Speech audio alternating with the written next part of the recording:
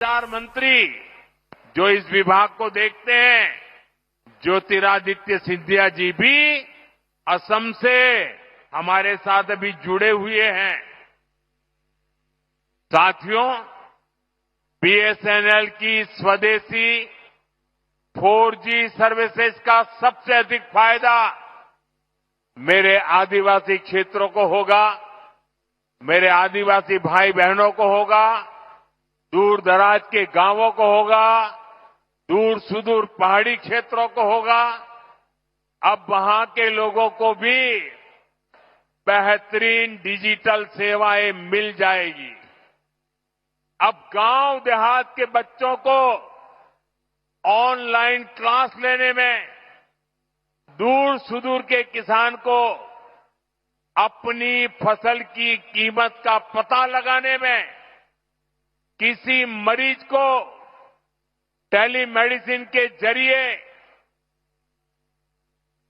आयुष्मान आरोग्य मंदिर से भी देश के बड़े से बड़े डॉक्टर से सलाह लेने में बहुत सुविधा हो जाएगी। इसका बहुत बड़ा फायदा जो सीमा पर तैनात, हिमालय की चोटियों पर खड़े, रेगिस्तान में खड़े हमारे फौजी भाई बहनों को भी होगा। वो अब सुरक्षित कनेक्टिविटी से आपस में बात कर पाएंगे। साथियों, भारत पहले ही सबसे तेज 5G सर्विसेज को रोल आउट कर चुका है। बीएसएनएल के ये जो टावर्स आज शुरू हुए हैं, वो बहुत आसानी से 5G सर्विसेज के लिए भी तैयार हो जाएंगे। मैं बीएसएनएल को, सभी देशवासियों को इस ऐतिहासिक दिन की बहुत बहुत बधाई देता हूं। साथियों, आत्मनिर्भर भारत बना के लिए के कुशल नौजवान और रिसर्च का शानदार वातावरण भी जरूरी है। इसलिए ये भी भाजपा सरकार की बहुत बड़ी प्राथमिकता है। आज ओडिशा सहित पूरे देश में एजुकेशन और स्किल डेवलपमेंट पर अभूतपूर्व निवेश किया जा रहा है। हम देश के इंजीनियरिंग कॉलेजों और पॉलिटेक्निक को भी आधुनिक बना रहे हैं। इसके लिए आज मेरिट नाम से एक स्कीम लॉन्च की गई है। इस स्कीम के तहत टेक्निकल एजुकेशन देने वाले संस्थानों पर हजारों करोड़ रुपए खर्च किए जाएंगे। इससे हमारे नौजवानों को अच्छी टेक्निकल एजुकेशन के लिए बड़े शहर जाने की मजबूरी नहीं रहेगी। अपने ही शहर में उसे आधुनिक लैब बनाने, ग्लोबल स्किल सीखने और स्टार्टअप शुरू करने का अवसर मिलेंगे। साथियों, देश के हर क्षेत्र, हर वर्ग, हर नागरिक तक सुविधाएं पहुंचाने के लिए आज इतना काम हो रहा है। रिकॉर्ड पैसा खर्च किया जा रहा है।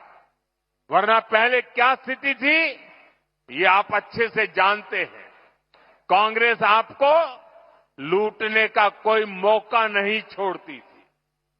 साथियों, 2014 में जब आपने हमें सेवा का मौका दिया, तो हमने देश को कांग्रेस के इस लूट तंत्र से भी बाहर निकाला। भाजपा सरकार में अब डबल बचत और डबल कमाई का दौर आया है। जब देश में कांग्रेस की सरकार थी, तब हमारे कर्मचारी, व्यापारी और कारोबारी सिर्फ 2 लाख तक की अगर कमाई कर लें, 2 लाख की कमाई कर लें साल भर की, तो भी उनको इनकम टैक्स देना पड़ता था। ये कांग्रेस ने 2014 तक चलाया। लेकिन आज जब आपने मुझे सेवा का मौका दिया, 12 लाख रुपए तक की सालाना कमाई पर 1 रुपया भी टैक्स नहीं देना पड़ता।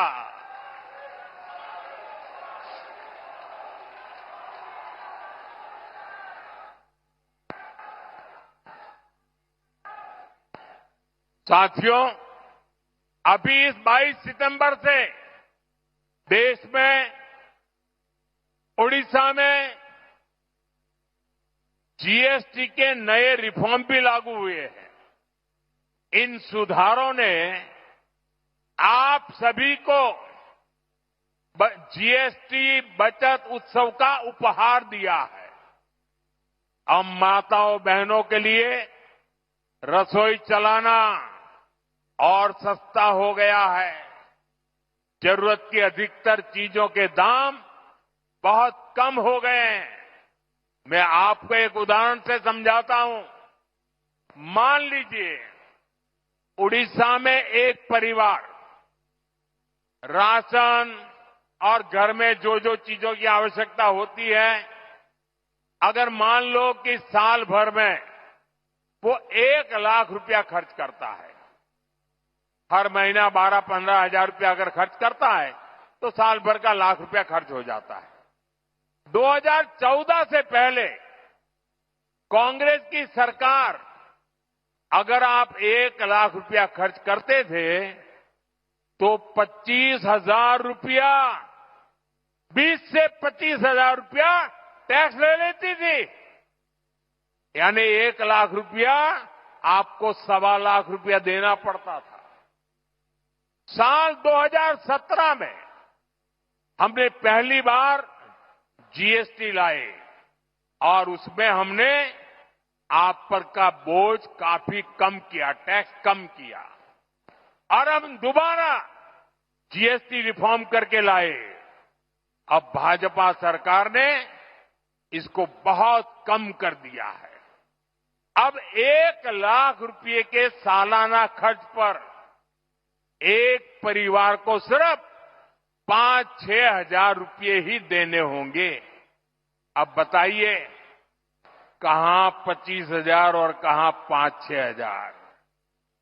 कांग्रेस राज की तुलना में आज सालाना 1 लाख रुपये के खर्च पर हमारे गरीब सामान्य मध्यम वर्ग के परिवारों की 20-25 हजार रुपये की बचत पक्की हो गई है।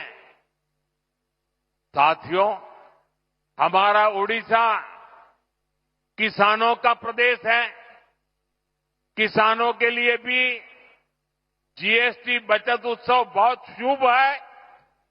कांग्रेस के जमाने में अगर किसान ट्रैक्टर खरीदता था तो एक ट्रैक्टर पर उसको 70,000 रुपये टैक्स चुकाना होता था। जीएसटी आने के बाद हमने टैक्स घटाया।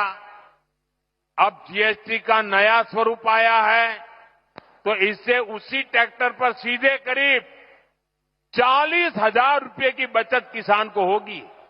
एक ट्रैक्टर पर 40,000 रुपया बचत। धान रोपने के लिए किसान जो मशीन इस्तेमाल करते हैं उस पर अब 15,000 रुपये की बचत होगी।